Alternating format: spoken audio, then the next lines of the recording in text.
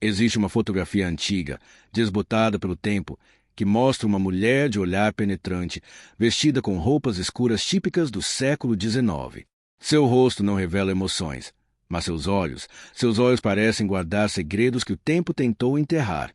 Esta é Joana Pérez, e sua história é uma das mais perturbadoras jamais registradas nos arquivos históricos de Aguascalientes, México. Era o ano de 1898, durante o período conhecido como Porfiriato, quando o presidente Porfírio Dias governava o México com punho de ferro.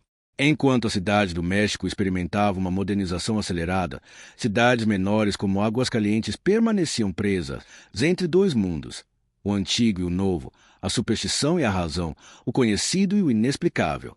O que aconteceu naquele ano mudaria para sempre a história desta tranquila cidade do centro do México. E tudo começou com Joana Pérez, a cidade antes da tempestade. Aguascalientes, em 1898, era uma cidade de contrastes.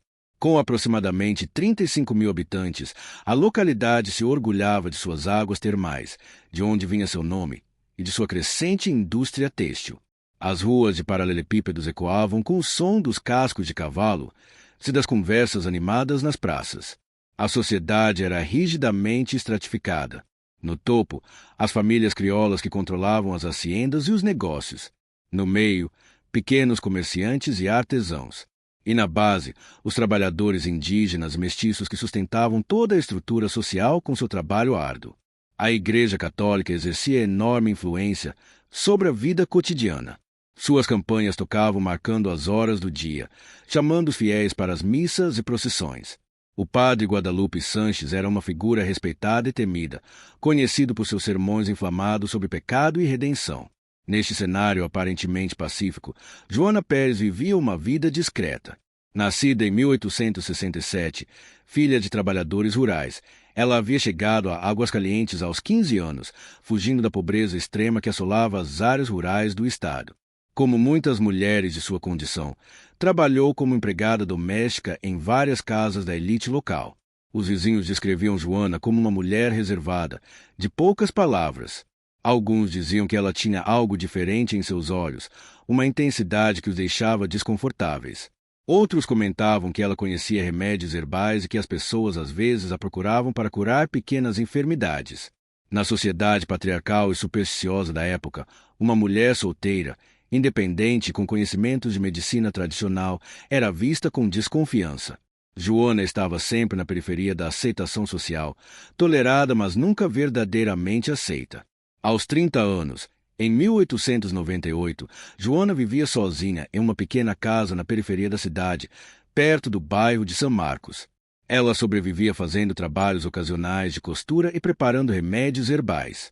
Sua vida era simples, modesta, quase invisível. Mas tudo isso estava prestes a mudar de forma dramática e terrível. Os primeiros sinais. Tudo começou em uma noite fria de janeiro de 1898. A família Ramírez, proprietária de uma pequena mercearia no centro da cidade, acordou com gritos vindos da rua. Quando o Sr. Ramírez abriu a janela, viu uma cena perturbadora. Um homem cambaleava pela rua, segurando o estômago, vomitando violentamente. Era Federico Morales, um trabalhador da fábrica têxtil local, conhecido por ser um homem saudável e forte. Mas naquela noite, ele parecia estar à beira da morte. Seus gritos de agonia ecoavam pelas ruas vazias. "Minha envenenado! Ela me deu algo!" Vários vizinhos saíram de suas casas, carregando lampiões e velas. A luz trêmula iluminava o rosto contorcido de dor de Federico. O médico local, Dr. Arthur Mendoza, foi chamado às pressas. Quando chegou, encontrou Federico em um estado crítico, suando abundantemente, com pupilas dilatadas, tremendo incontrolavelmente. "Quem te deu algo?" "Quem foi?" perguntou o Dr. Mendoza, tentando mantê-lo consciente. Com a voz fraca, Federico murmurou: Joana Pérez. O chá. Ela disse que ia me curar. Federico Morales morreu antes do amanhecer. Sua morte foi oficialmente registrada como envenenamento de causa desconhecida, mas os rumores já corriam como fogo pela cidade. Joana Pérez, a mulher estranha que vivia sozinha, tinha matado Federico Morales. Mas por quê? Qual seria o motivo? As investigações iniciais revelaram que Federico havia procurado Joana alguns dias antes, queixando-se de dores estomacais persistentes. Ela lhe preparou um chá de ervas, dizendo que o aliviaria. Federico tomou o chá naquela tarde. Horas depois, os sintomas terríveis começaram. O delegado de polícia, Dom Sebastião Flores, ordenou que Joana fosse trazida para interrogatório. Quando os policiais chegaram à sua humilde casa, encontraram-na sentada calmamente, como se estivesse esperando por eles. Você está sendo acusada de assassinar Federico Morales com veneno, declarou o delegado. Joana olhou diretamente nos olhos dele, sem mostrar medo ou culpa.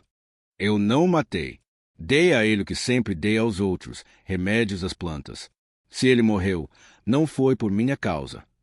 Sua frieza perturbou os presentes. Não havia lágrimas, nem protestos de inocência, nem o pânico que seria esperado de uma mulher acusada de assassinato. Apenas essa calma desconcertante. Joana foi colocada em custódia temporária enquanto as investigações continuavam. Mas este era apenas o começo de uma série de eventos que aterrorizariam Águascalientes pelos próximos meses. Mais mortes, mais mistérios. 2 semanas após a morte de Federico Morales, outra tragédia abalou a cidade. Maria Josefa Gutierrez, uma viúva de 60 anos conhecida por sua devoção religiosa, foi encontrada morta em sua casa. Seus vizinhos se alarmaram quando ela não apareceu para a missa matinal, algo absolutamente incomum para ela. Quando forçaram a entrada, encontraram Maria Josefa em sua cama, com uma expressão de agonia congelada no rosto. Ao lado da cama, havia uma xícara com restos de um líquido escuro. O doutor Mendoza foi novamente chamado. Ele examinou o corpo e declarou que os sintomas eram surpreendentemente similares ao de Federico Morales, sinais de envenenamento agudo, vômito, convulsões. Durante a investigação da casa, encontraram algo perturbador. Uma carta escrita dias antes por Maria Josefa para sua irmã, mencionando que havia procurado a curandeira Joana para tratar suas dores reumáticas. A conexão era impossível de ignorar. 2 pessoas, ambas tratadas por Joana Pérez, ambas mortas em circunstâncias similares, mas havia um problema. Joana ainda estava sob custódia quando Maria Josefa morreu. Era impossível que ela tivesse administrado o veneno diretamente, a menos que a teoria que começou a circular era ainda mais aterrorizante. Joana teria dado a Maria Josefa o remédio antes de ser presa, instruindo-a a tomá-lo dias depois. Seria isso possível? Seria Joana tão calculista? O delegado Flores ordenou uma busca completa na casa de Joana. O que encontraram deixou todos horrorizados. Dezenas de frascos com substâncias não identificadas, plantas secas penduradas do teto, cadernos com anotações e uma escrita quase legível contendo receitas e fórmulas.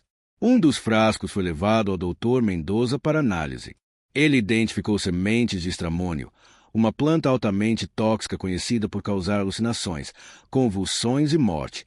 Em certas doses, podia ser medicinal, em outras, era um veneno letal. A evidência parecia esmagadora. Joana Pérez era uma envenenadora.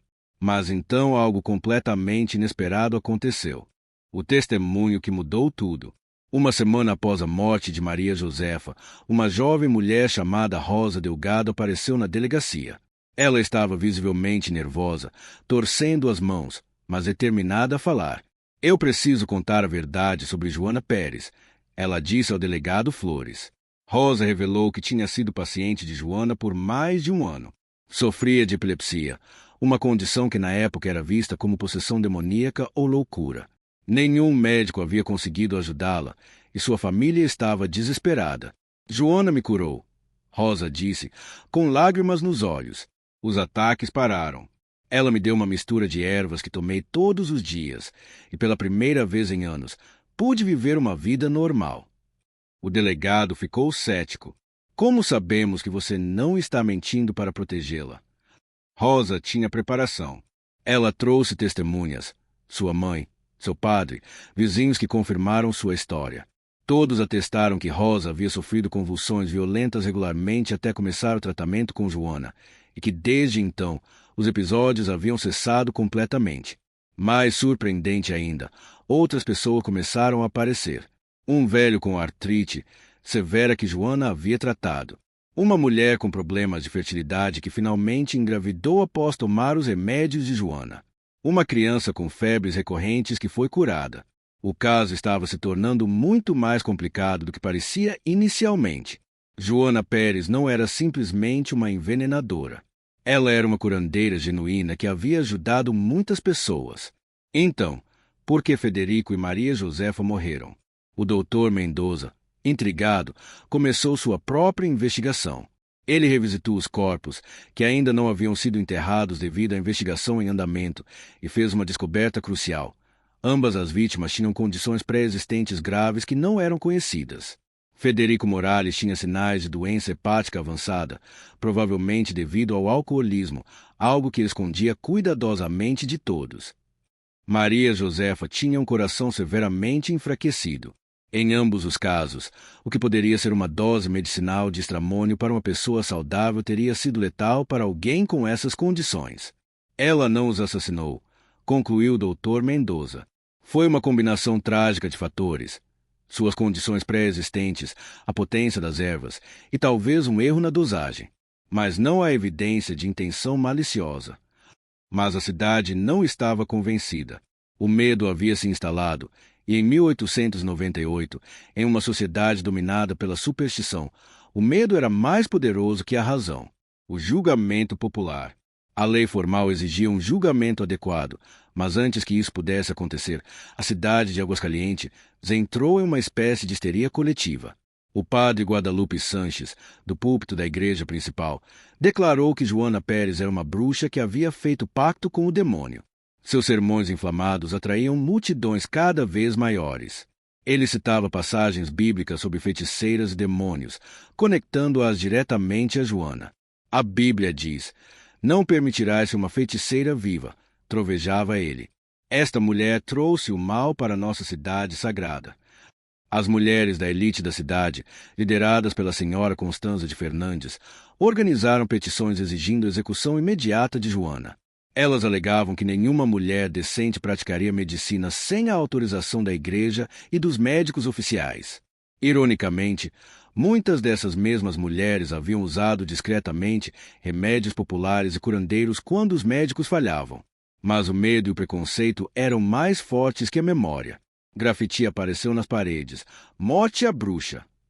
Os filhos de Joana, que ela havia tido de relacionamentos anteriores, que viviam em outras cidades, receberam ameaças. A casa onde ela havia morado foi vandalizada e posteriormente queimada por uma multidão enfurecida. O delegado Flores tentou manter a ordem, mas a pressão popular era imensa. O governador do estado, preocupado com a instabilidade, ordenou que um julgamento rápido fosse realizado. O julgamento de Joana Pérez começou em março de 1898. Foi realizado no Tribunal Municipal, um edifício colonial com tetos altos e paredes de pedra. Centenas de pessoas se aglomeraram do lado de fora, muitas carregando tochas, criando uma atmosfera de linchamento iminente. Joana foi trazida acorrentada, escoltada por 6 policiais. Quando ela entrou no tribunal, um murmúrio hostil percorreu a multidão. Ela caminhou com a cabeça erguida, mantendo aquela mesma expressão impassível que tanto perturbava as pessoas. O promotor, licenciado Antônio Vargas, construiu seu caso em torno da morte das 2 vítimas. Ele apresentou os frascos de substâncias tóxicas encontrados na casa de Joana, os testemunhos sobre sua natureza estranha e antissocial, e o fato de que ambas as vítimas haviam sido suas pacientes. Esta mulher, declarou Vargas dramaticamente, usou conhecimentos obscuros para se disfarçar como curandeira, quando na verdade era uma assassina calculista. Ela matou pelo poder, pelo prazer de controlar a vida e a morte. A defesa de Joana foi fraca. Seu advogado, um jovem recém-formado chamado Miguel Ângelo Ruiz, fez o melhor que pôde, mas estava completamente despreparado para a tempestade de emoções e preconceitos que enfrentava. Ele apresentou os testemunhos das pessoas que Joana havia curado. Chamou o Dr. Mendoza para explicar sobre as condições pré-existentes das vítimas. Argumentou que não havia prova de intenção maliciosa. Mas quando chegou a hora de Joana testemunhar, ela cometeu o que muitos consideraram um erro fatal. As palavras de Joana. O tribunal ficou completamente silencioso quando Joana Pérez foi chamada para depor. Todos os olhos estavam fixos nela enquanto caminhava até a frente da sala. O juiz, Dom Fernando Alcântara ajustou seus óculos e a observou com uma mistura de curiosidade e apreensão. Senhora Pérez, ele começou, usando um título de respeito que surpreendeu muitos presentes. Você entende as acusações contra você? Entendo, respondeu Joana com voz clara e firme. Você tem algo a dizer em sua defesa. O que aconteceu a seguir chocou a todos. Em vez de implorar por misericórdia ou negar as acusações veementemente, Joana começou a falar com uma eloquência e lucidez que ninguém esperava de uma mulher pobre e sem educação formal.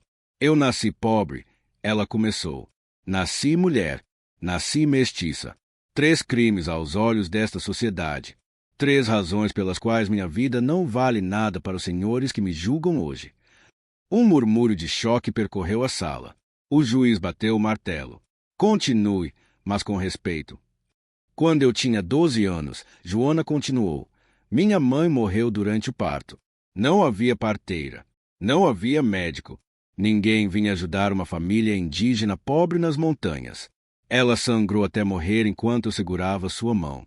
Meu irmão bebê morreu com ela. Lágrimas começaram a rolar pelo rosto de algumas mulheres no público, mas Joana não chorava. Sua voz permanecia firme. Jurei naquele dia que aprenderia a curar. Procurei as velhas do povoado, as que sabiam dos remédios antigos, os conhecimentos que vêm de nossos ancestrais indígenas. Aprendi sobre cada planta, cada raiz, cada folha. Testei em mim mesma primeiro, sempre. Senti as dores, os efeitos, para saber exatamente o que cada remédio fazia. Ela fez uma pausa, olhando diretamente para o juiz. Durante 15 anos, curei centenas de pessoas. Crianças com febre que os médicos haviam desistido. Mulheres com dores que nenhum homem podia entender. Velhos que sofriam sem esperança. Eu os curei porque ninguém mais se importava. E Federico Morales? E Maria Josefa Gutierrez? Perguntou o promotor bruscamente. Você os curou também. Eu tentei, disse Joana simplesmente. Mas eles estavam muito doentes. Seus corpos estavam destruídos por anos de doença e negligência. Eu não podia fazer milagres. Eu não sou Deus. Você admite que os tratou? Pressionou o promotor. Admito. E tentei salvá-los. Falhei. Isso me torna uma assassina. O promotor sorriu triunfantemente. Você administrou substâncias tóxicas que causaram suas mortes. Sob a lei, isso é homicídio. Mas Joana não vacilou. Então todo médico que perde um paciente é um assassino. Todo padre que dá a extrema-unção é responsável pela morte. Vocês me condenam não porque matei, mas porque sou uma mulher pobre que ousou ter conhecimento que vocês acreditam pertencer apenas aos homens ricos e educados. O silêncio no tribunal era ensurdecedor. Ninguém esperava que Joana se defendesse com tanta clareza e coragem. Ela havia tocado em algo profundamente perturbador, a hipocrisia e o preconceito que permeavam a sociedade. O advogado de defesa tentou capitalizar sobre esse momento, mas o dano já estava feito. Joana havia desafiado não apenas as acusações específicas, mas toda a estrutura de poder que a julgava. Para muitos, isso apenas confirmava que ela era perigosa e tinha que ser eliminada. O veredito e a revelação. O julgamento durou 3 dias. Durante esse tempo, mais testemunhas foram chamadas, mais evidências foram apresentadas e a tensão na cidade aumentou a níveis quase insuportáveis. No 3º dia, o juiz Alcântara retirou-se para deliberar. Ele passou horas em seus aposentos, revisando os documentos, as evidências, os testemunhos. A tarefa que enfrentava era quase impossível. Equilibrar a lei com a pressão popular, a justiça com a paz social. Finalmente, ao entardecer, ele retornou ao tribunal. A sala estava lotada até transbordar. As pessoas se aglomeravam nas janelas, nos corredores, na rua do lado de fora. Em nome da República do México e do Estado de Aguascalientes, o juiz começou com voz solene. Este tribunal chegou a um veredito no caso contra Joana Pérez Romero. O silêncio era absoluto. Até o ar parecia ter parado de se mover. Quanto à acusação de assassinato premeditado de Federico Morales, não culpada. Um rugido de indignação eclodiu da multidão. O juiz bateu o martelo repetidamente. Ordem! Ordem no tribunal! Quanto à acusação de assassinato premeditado de Maria Josefa Gutierrez, não culpada. Mais gritos, agora mais altos. Algumas pessoas começaram a se mover em direção à frente do tribunal. Os policiais tiveram que formar uma barreira. No entanto, o juiz elevou a voz acima do tumulto. Este tribunal considera que a acusada exerceu medicina sem licença ou autorização apropriada. Por esta violação, ela é considerada culpada. Houve confusão na multidão. O que isso significava? A sentença é a seguinte: Joana Pérez é proibida de praticar qualquer forma de medicina ou curandeirismo no estado de Aguascalientes. Ela é condenada a 5 anos de prisão, com possibilidade de liberdade condicional após 2 anos se demonstrar bom comportamento. Além disso, todos os materiais e substâncias apreendidos de sua residência serão destruídos. Era um veredito que não satisfazia ninguém. Para aqueles que queriam ver Joana enforcada, era uma sentença absurdamente leve. Para aqueles que acreditavam em sua inocência, era uma injustiça flagrante. Joana, pela primeira vez, mostrou emoção. Seus olhos se encheram de lágrimas, não de alívio, mas de algo mais profundo, tristeza. Posso falar? Ela perguntou. O juiz hesitou, depois assentiu. Vocês podem me prender. Joana disse, sua voz ecoando pelo tribunal silencioso. Podem destruir meus remédios. Podem me silenciar, mas não podem destruir o conhecimento. Não podem apagar séculos de sabedoria que passa de avó para neta, de curandeira para aprendiz. E quando suas esposas estiverem doentes, quando seus filhos estiverem sofrendo, quando os médicos dos ricos disserem que não há esperança, vocês procurarão pessoas como eu, no escuro, em segredo, porque, no fundo, todos vocês sabem a verdade. Suficiente, o juiz bateu o martelo. Leve a prisioneira. Mas as palavras de Joana continuariam ressoando muito depois que ela fosse levada. A prisão e as mudanças. Joana Pérez foi levada para a prisão municipal de Aguascalientes, um edifício sombrio e úmido que ficava nos arredores da cidade. As condições eram terríveis. Celas superlotadas, comida inadequada, doenças graçando entre os prisioneiros. Mas algo extraordinário aconteceu durante sua permanência na prisão.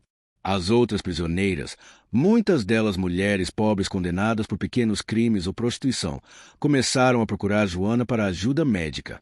Uma jovem chamada Esperança sofria de uma infecção que estava se espalhando por seu braço. Os guardas não se importavam. Joana improvisou um cataplasma usando migalhas de pão mofado, contendo penicilina natural, embora ela não conhecesse o nome científico, e ervas que conseguiu coletar do pequeno pátio da prisão. A infecção se curou. A notícia se espalhou.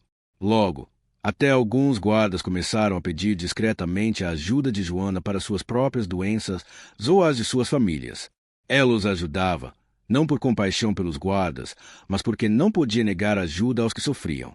Enquanto isso, do lado de fora das paredes da prisão, algo estava mudando em Aguascalientes. A histeria inicial havia passado, e as pessoas começaram a refletir sobre o que havia acontecido. Rosa Delgado, a jovem que Joana havia curado da epilepsia, organizou um grupo de mulheres que haviam sido ajudadas por Joana. Elas começaram uma campanha silenciosa, mas persistente para sua libertação, coletando assinaturas, enviando cartas ao governador. O doutor Mendoza, impressionado pela coragem e conhecimento de Joana, começou a estudar os métodos dela.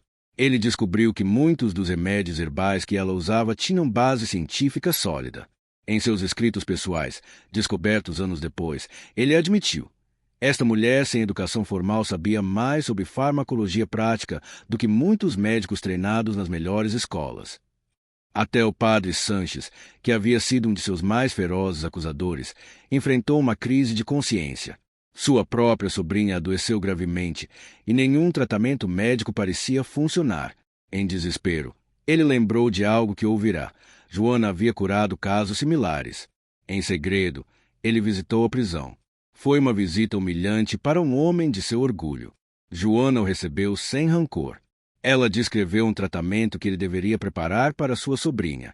A menina se recuperou completamente. O padre nunca admitiu publicamente o que havia feito, mas seus sermões sobre Joana cessaram abruptamente. Ele começou a pregar sobre compaixão e humildade em vez de condenação, a libertação e o exílio. Após 18 meses na prisão, Joana Pérez foi libertada condicionalmente.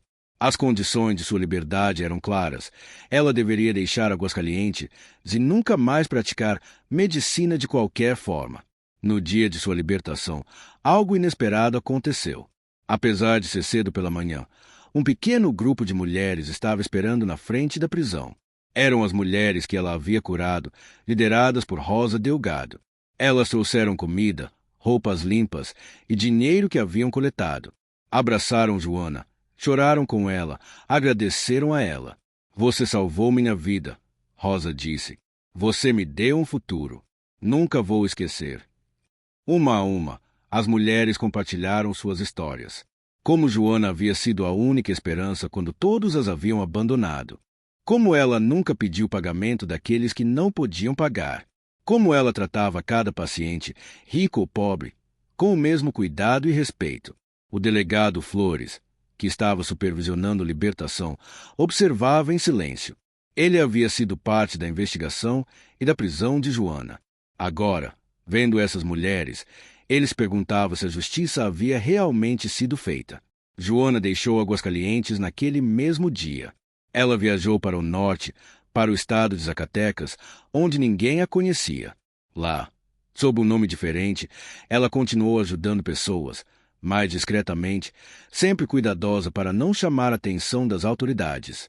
Documentos históricos mostram que uma curandeira misteriosa ganhou reputação em um pequeno povoado perto de Zacatecas nos anos seguintes. Embora o nome fosse diferente, as descrições se encaixam. Uma mulher de meia-idade, solitária, com conhecimento extraordinário de plantas medicinais, que curava os pobres e nunca cobrava daqueles que não podiam pagar. Joana Pérez nunca retornou a Aguascalientes.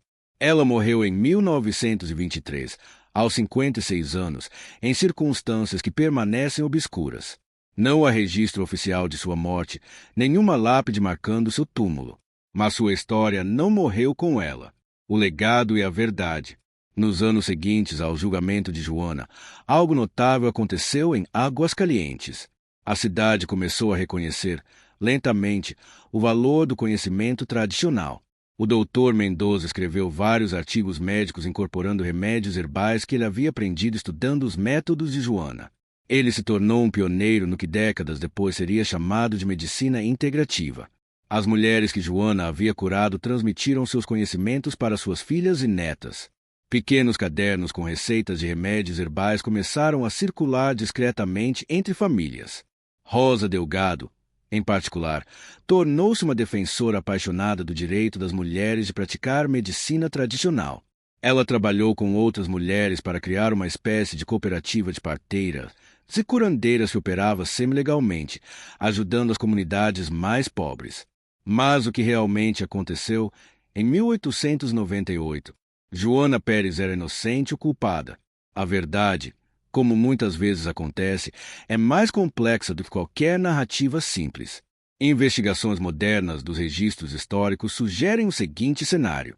Federico Morales sofria de cirrose hepática avançada devido ao alcoolismo crônico. Ele escondia sua condição por vergonha. Quando procurou Joana para dores estomacais, ela lhe deu um tratamento padrão com estramônio em dose baixa, que seria seguro para uma pessoa saudável. Mas para alguém com fígado danificado, incapaz de processar toxinas adequadamente, essa dose se tornou letal. Joana não tinha como saber da condição dele porque Federico mentiu. Maria Josefa Gutierrez tinha doença cardíaca grave, não diagnosticada. Na época, era comum mulheres idosas morrerem repentinamente sem que ninguém entendesse o porquê. O tratamento que Joana havia preparado para ela semanas antes era para dores reumáticas, se provavelmente não teve nada a ver com sua morte. A coincidência temporal criou uma conexão que não existia. Em outras palavras, Joana não era nem uma assassina calculista, nem uma santa perfeita. Ela era uma curandeira habilidosa trabalhando com conhecimento tradicional, mas sem os benefícios da medicina diagnóstica moderna. Ela ajudou centenas de pessoas, mas não era infalível. 2 de seus pacientes morreram, não porque ela quis matá-los, mas devido a uma combinação trágica de circunstâncias, condições pré-existentes ocultas e as limitações inevitáveis da medicina de sua época. Mas em 1898, em uma sociedade dominada por preconceitos de gênero, classe e raça, essa nuance era impossível. Uma mulher pobre e independente praticando medicina era vista como uma ameaça. Quando as mortes aconteceram, ela foi o bode expiatório perfeito. As lições que não aprendemos. A história de Joana Pérez ressoa através do tempo porque toca em questões que ainda não resolvemos completamente mais de um século depois. A questão do conhecimento tradicional versus medicina moderna. Hoje entendemos que muitos remédios tradicionais têm base científica sólida.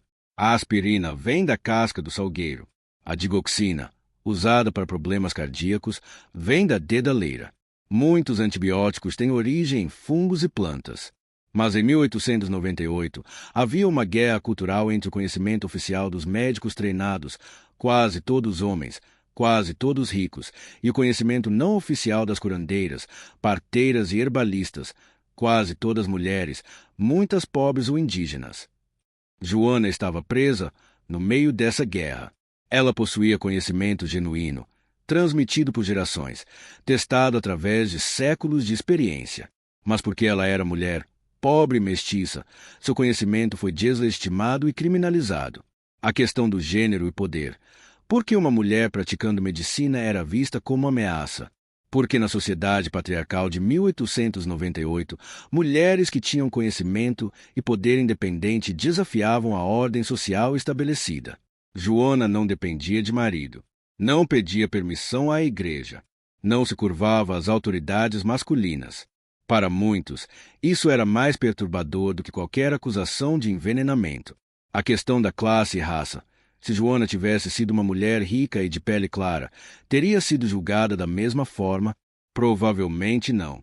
Seu crime real aos olhos de muitos não era praticar medicina, mas praticar medicina sendo quem ela era. A questão da superstição versus razão. A histeria em torno de Joana foi alimentada por superstições sobre bruxas e demônios. Mas essa superstição foi usada estrategicamente por aqueles que tinham interesse em mantê-la silenciada, médicos que viam competição, autoridades religiosas que viam desafio à sua autoridade, e uma elite que se sentia ameaçada por uma mulher pobre com poder. Ecos no presente. A história de Joana Pérez não é apenas história antiga.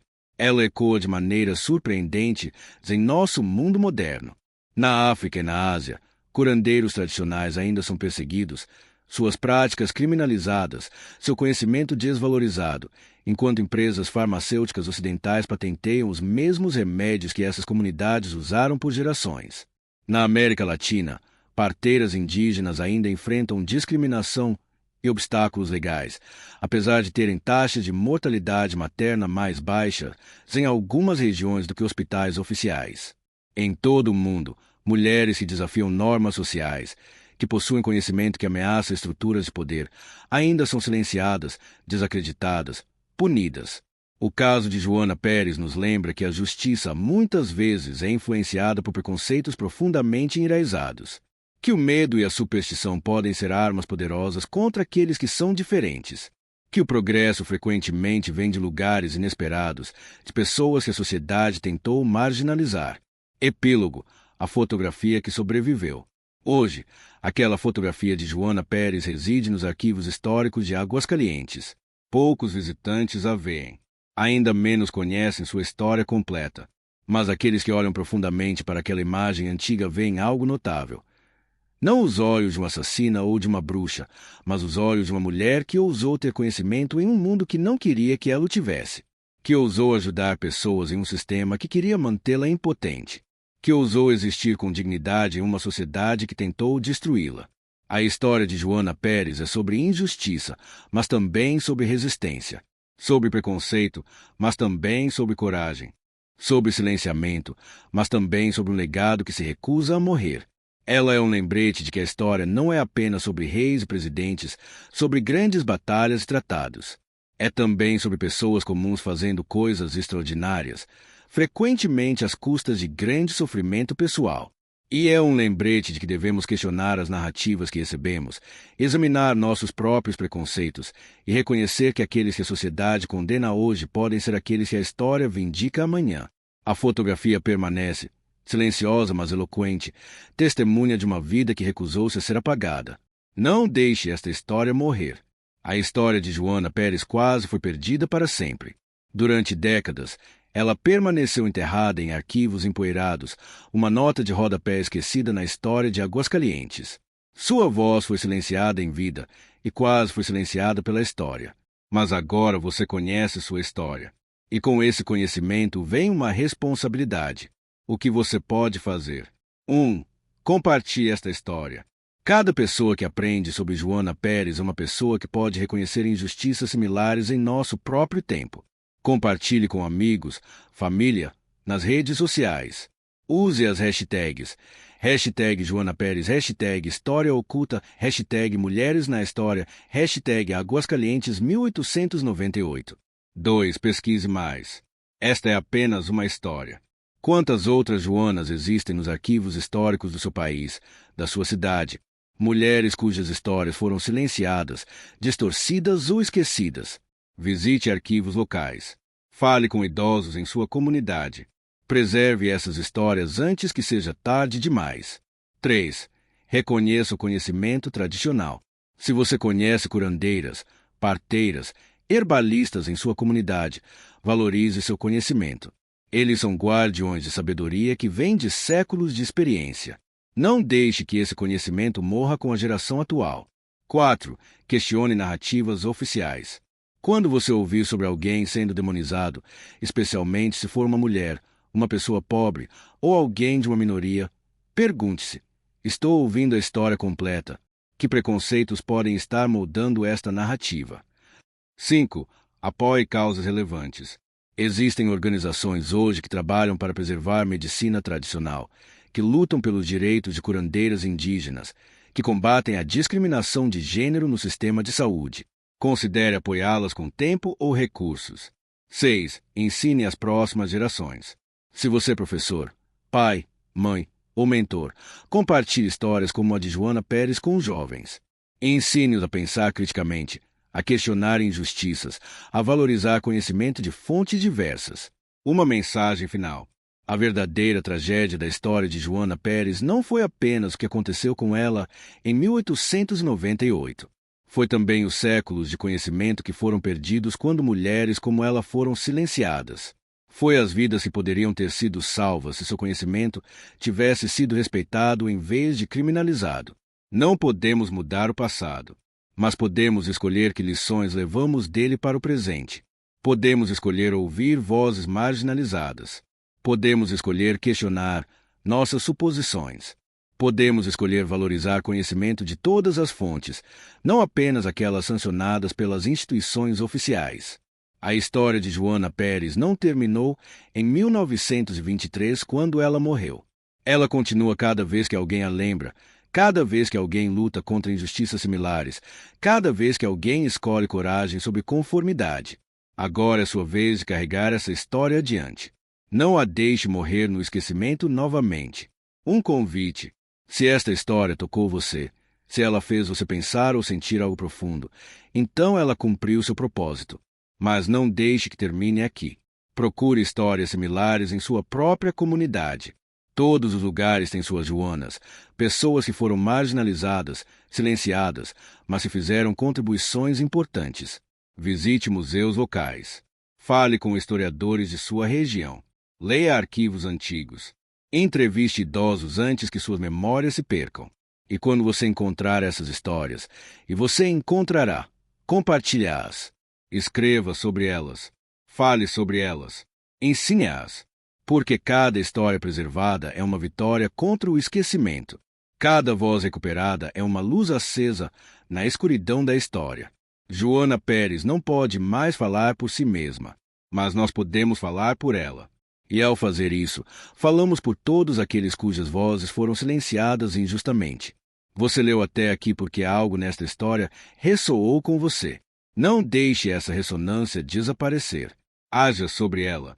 Comente abaixo que histórias esquecidas existem em sua comunidade. Que Joanas você conhece que merecem ser lembradas. Compartilhe este artigo com alguém que precisa ouvi-lo. E mais importante, comprometa-se a ser alguém que ouve, que questiona, que lembra. Porque quando esquecemos a história, estamos condenados a repeti-la. E quando lembramos, verdadeiramente lembramos, com todos os detalhes desconfortáveis complexos, Temos uma chance de fazer melhor.